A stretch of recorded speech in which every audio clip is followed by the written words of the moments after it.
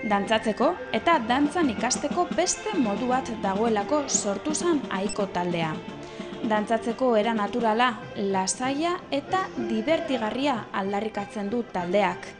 Aiko taldea dantzari eta musikari osatutako talde bat da, eta sortu ginenean gure helburuen artean baegoan gure dantza eta musika apur bat edatzea eta horretan parte hartzea. Eta horretarako planteatu genduen igual herrian ere irakatsi masa, erakusteaz aparte, zer egiten dugun irakatsi ere bai, ez? Bai, juntatu ginen horrelako musika eta dantza maisuko adile bat, gehienak, tradizioaren inguruko eta folklorearen inguruko saleak eta hainbat kezka amankomunean genduzan, bata musika eta dantza uztartzearena, musikoak eta dantza maisuek eta dantzariek eta musikariek eta elkarregaz beharren ekitea, eta guk hori musika eta dantzarako daukagun grin hau konpartitzea, ez?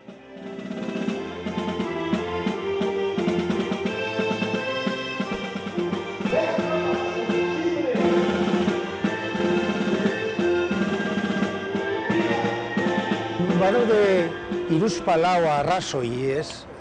Elkartu gintuenak eta proiektu hau martxan jartzera, ez? Nik esango nuke hasiera baten hori musika eta dantza mundu ezberdin bitan banatuta aurkitzen dugu zelako, ez? Eta guk horren uztartzen aldeko jarrera hori, ez? Beste batetik igual helduen artean eta dantza tradizionala ikasteko dauka bat agozan aukera eskazak, edo hori gutxinez guk aberastu gure, ez? Bai, ni dela askotan hori, nire buruari olako galdera ere egiten dutxetean, nik uste lehenengo arrazoia izan zela dantzan egitea eta jotea guzti egiten jakule, ez? Bai, eta hori konpartitzeko asmo hori, ez? Guk etxean eta inguruan jaso dugun zaletasun hori eta ofizioa be zati batean, hori banatzeko asmoa, ez? Apurete misio evangelikoan, ez? Gure jakituria zabaldu gurean. Nik dago gauza bat askotan sentiduten dutela, ez? Eta nik hainbeste disfrutetan doi jantzan, guzti egiten jatela, zeuzelan aukera emote edo bidea zabaldute edo bintza gonbitea, beste batzuk bai holan disfrutetako. Ni hainbeste disfrutetan dut dantzan zeba, batzutan pentsetan do sarriten, ezetan pekatu izingo. Pekatu izin bedo, hainbeste dantzan guztetea hori pekatu izin da.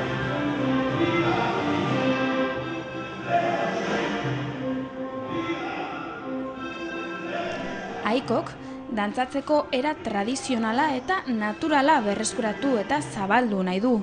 Horregaitik, liburu eta grabazio zaharretan murgildu eta balio historiko handiko hainbat lan argitaratu ditu. Estudioa dekogu zen hainean, gurasoak estudioetan egin duzuen konservatorio bat, unibertsitatera eta holan, gero horrik gaztetako diruek, zelan inbertsioa amortizu inbeda, horregaitik ari gara batzutan, apuret ikerketa lanean, eta zabalkuntza lanean, osagarri dan kontu betez.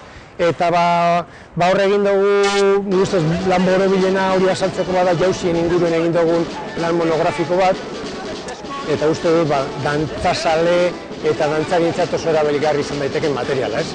Jauzi guztiak grabatu dugu, batetik pausuek edo urratxan markeute, bestatetik markeu barik, partitura behatara dugu, testu bat, testua hainbat hizkuntzetan eta bideo batzu bebai aintzineko modua zelan dantzan egitezen erakusteko.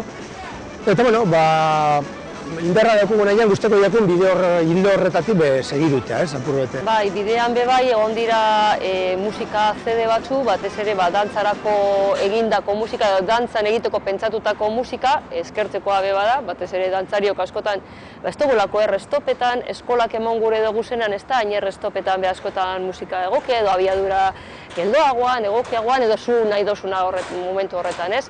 Orduan, bideo hori zabaldu gendunean bebai, taldea sortu zanean, gure pentsamendu edo gure erronkan artean, egoan bebai, zelan joan gehintik ez zer sortzen, jende gehiago, gutaz aparte jende gehiago ere erabilia izateko, dantzaren eta musika tradizionalen transmisio honetan, ez?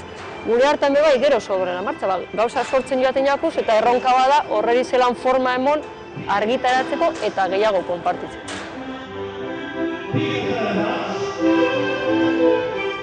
Dantzatzeko musika egitea gogoko dute, dantzatzea maite dute, jotzen eta dantzan irakasten dute. Eurentzat musika eta dantza uztarturik doaz, elkarren osagarri eta lagungarri dira. Oinarri horiek kontutan hartuta, esan daiteke Aikok metodo ezberdina erabiltzen duela dantzan irakasteko. Gure irakasteko moduari buruz, zeuzer esatekotan, nik aipatuko nuke behintzat agian musikeroan azelako, oinarritariko bat bada musikaren egitura kontuetan hartzea, dantzan egiten duguna. Gure kulturan, dantzan egitea soina edo gorputzen mugitzea bada, baina beti musikarekin bat, ez? Eta hori da, igual, ez daituztot, gure irakasbidean oinarrian dagoen kontu bat. Beste kontu bat bizilei seguramente alegintzen garala prozedura guztia mailakatuta egiten, nahiko progresiboa izaten, eta erreza egiten, neurri horretan. Alegintzen gara gure dantzakera guztiontzat izatea, ez bakarrik sasoian dagozan 20 urteko dantzari finentzat, baizik eta edozoinentzat, ez? Eta orduan hori lurrera buertatzea, eta hori, berrogei, zein urtegaz dantzan egiteko moduko dantzakeroa proposatzea, ez? Dantzak ikasteko eta praktikatzeko gune naturalak herriko plazak izan dira beti.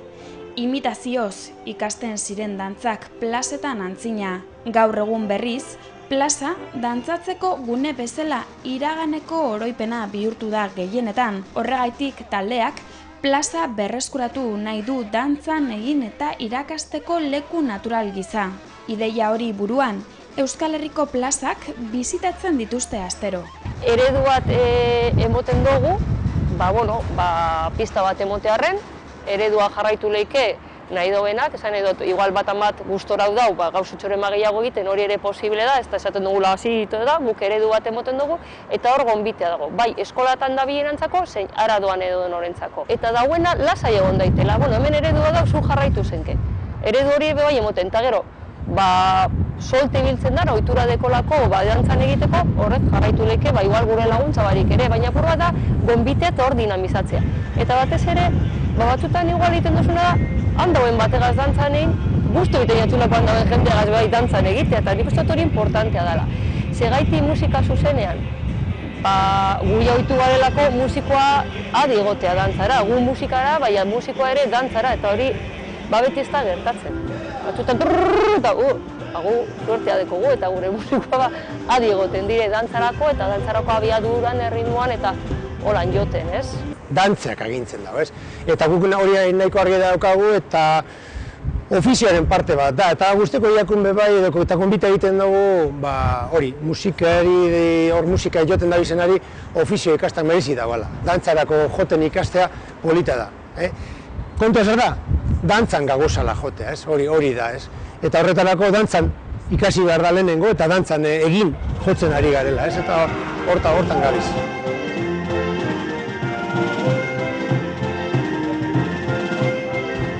Aleginduko gara gogoratzen, ematen dugu zen ikastaro guztiak non eta noiz diren.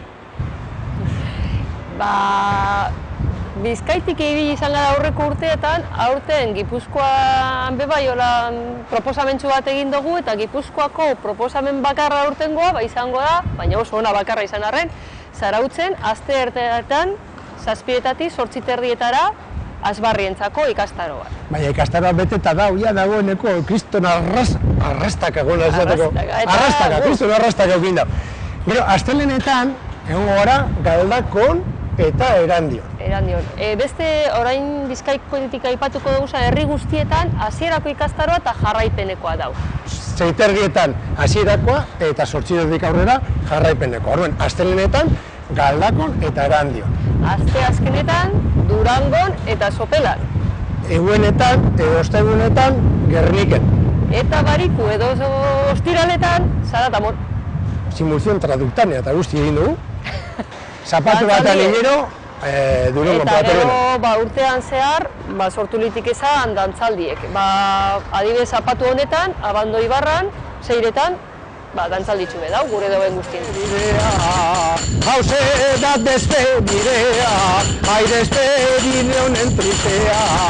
agur aita eta ama, ai agur arreba maitea, agur arreba maitea, ai hause da despedidea.